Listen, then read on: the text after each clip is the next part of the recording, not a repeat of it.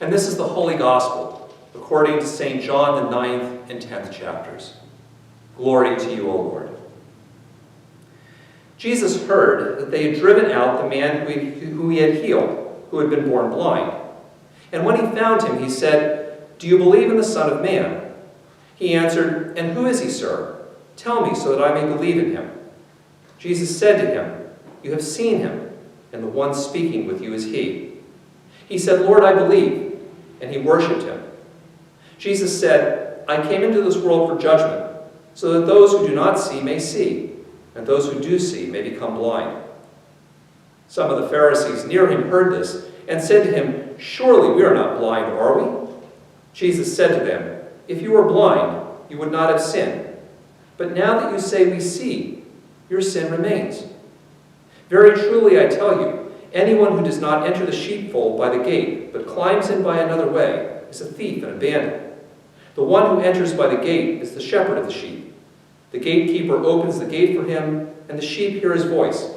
He calls his own sheep by name and leads them out. When he has brought out all his own, he goes ahead of them, and the sheep follow him because they know his voice. They will not follow a stranger, but they will run from him because they do not know the voice of strangers." Jesus used this figure of speech with them, but they did not understand what he was saying to them. So again, Jesus said to them, "Very truly I tell you, I am the gate of the sheep. All who came before me are thieves and bandits, but the sheep did not listen to them. I am the gate. Whoever enters by me will be saved and will come in and go out and find pasture. The thief comes only to steal and destroy. I came that they may have life and have it abundantly. I am the good shepherd. The good shepherd lays down his life for the sheep. The hired hand, who is not the shepherd and does not own the sheep, sees the wolf coming and leaves the sheep and runs away. And the wolf snatches them and scatters them. The hired hand runs away because a hired hand does not care for the sheep. I am the good shepherd. I know my own, and my own know me. Just as the Father knows me, and I know the Father. And I lay down my life for the sheep. I have other sheep that do not belong to this fold. I must bring them also, and they will listen to my voice. So there will be one flock, one shepherd. For this reason the Father loves me, because I lay down my life in order to take it up again. No one takes it from me, but I lay it down of my own accord. I have power to lay it down, and I have power to take it up again. I have received this command from my Father." Again, the Jews were divided because of these words. Many of them were saying, "He has a demon and is out of his mind. Why listen to him?" Others were saying, "These are not the words of one who has a demon. Can a demon open the eyes of the blind?" The Gospel of the Lord. So back in February, when it was still possible to travel, I took a trip out to Colorado for my annual continuing ed event. Yes, this is the event where mostly we ski. But, in fairness, we actually do also go to class, before the lifts open and after they close. And this past year, one of the professors that we brought in was leading us through some of the gospel readings from John's Gospel that we would read during the season of Lent. Among those was the story of the man born blind and how Jesus came along and healed him. As we were getting near the end of that story, the professor pointed out that while we always stop reading at the end of chapter 9, Jesus keeps talking. And he keeps talking to the same people. That is, to the Pharisees, who have criticized him for healing the man born blind. But we don't get to what Jesus says until the middle of the Easter season, when we read all of these Good Shepherd sayings. Therefore, says this professor, all the stuff about sheep and shepherds that we read, which we usually read by itself and out of context, should really be read as Jesus' commentary, his own commentary on what he has just done in healing the man born blind. And so for this year's Good Shepherd Sunday, which is always the fourth Sunday of Easter, I began reading the Gospel from the last few verses of the story of the man born blind, which we read all the way back on the fourth Sunday of Lent. And I continued it through the end, when people are still discussing whether they should listen to Jesus because he had healed this man born blind. I decided to do that because frankly, in this context, you're all sitting down, so you're fine with a very long gospel reading, but also because I often read these stories of sheep and these shepherds, and I wonder about the character of sheep and the motivations of shepherds. And sometimes I get lost in unrealistic hallmark images of rolling hills and fluffy sheep and peaceful pastoral scenes and all that kind of stuff. Maybe you do too. But what would it mean to read these Good Shepherd texts as Jesus' commentary on healing the man born blind? That is, how is Jesus using the image of the shepherd and the sheep to illustrate what he has just done? As I've thought about this, when I look at Jesus' words in this context, they kind of take on a new meaning. In this context, Jesus describing himself, and therefore God, as a shepherd, means that God, like a shepherd, is willing to get down and dirty with the sheep, and to get his hands dirty. I mean, literally, Jesus has just healed the man born blind by spitting on the ground, making mud with his hands, and smearing it in the guy's eyes. Jesus literally gets his hands dirty. And shepherds, they always do dirty work. We were on a trip to the Holy Land, a bunch of us from Prince of Peace, back last year, and we saw lots of shepherds and sheep who still wander about the hillsides. And shepherds are never clean, because shepherds are messing with the sheep. They're always dirty, and sometimes you smell them before you see them. That's what shepherds do.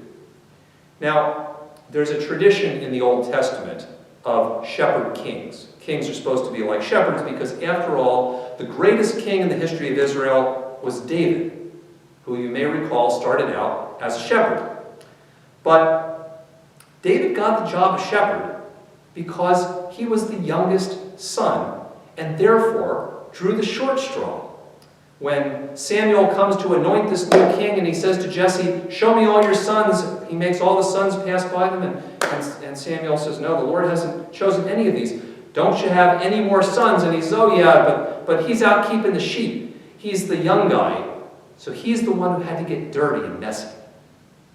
Now, because there was this idea of the shepherd king, the idea was that the kings, real good kings like David, should be willing to get dirty and down for the people, should be willing to work hard and to suffer for the people, to be with them and care for them, just like God does.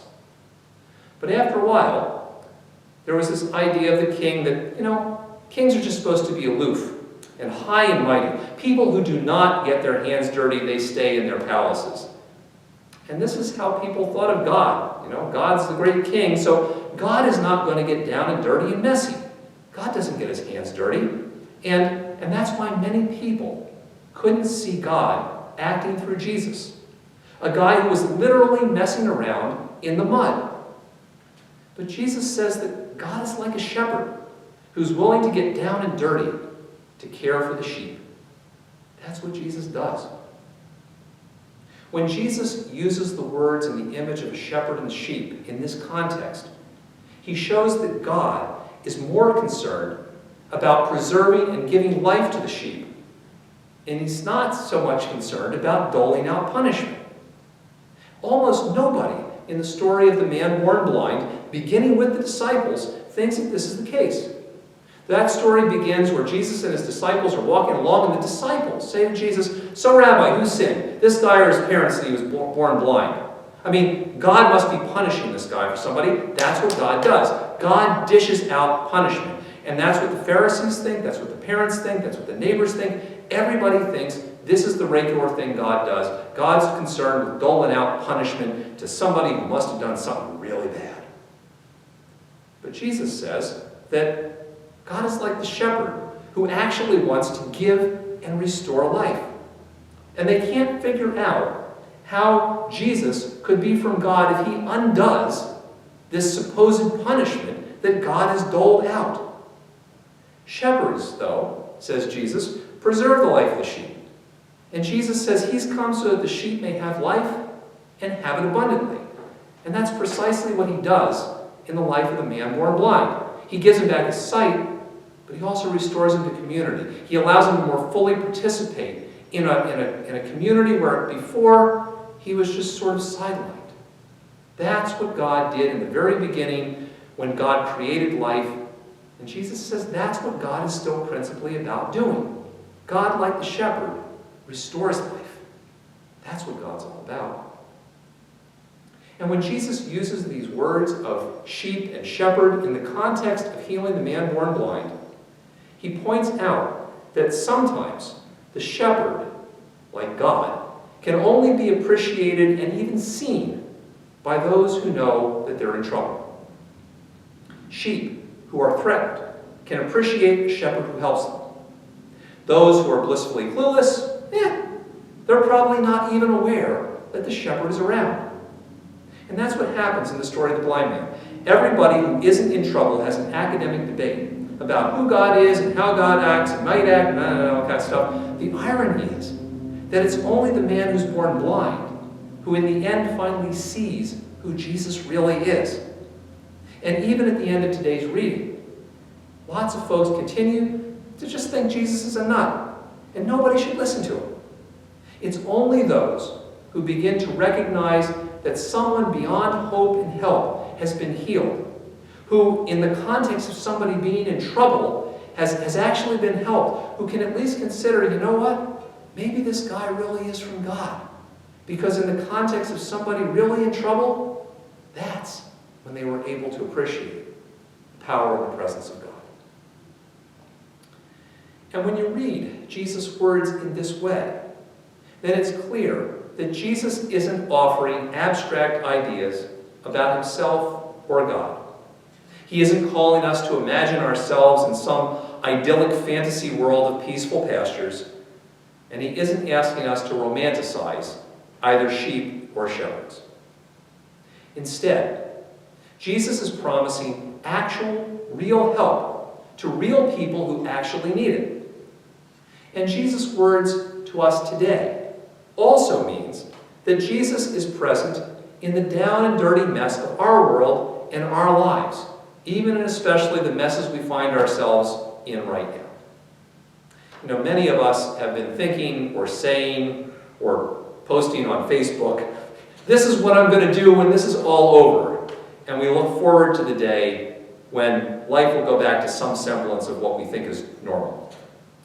But Jesus never waits for this to be all over, to be fully and intimately involved in our lives. Jesus, as the Good Shepherd, promises that he's here with us, helping us through this mess that we're in right here, right now, just as he showed up and messed around in the mud with the eyes of the man born blind. Jesus never comes back when things are kind of nicer. Jesus is present always, even in the midst of the mess.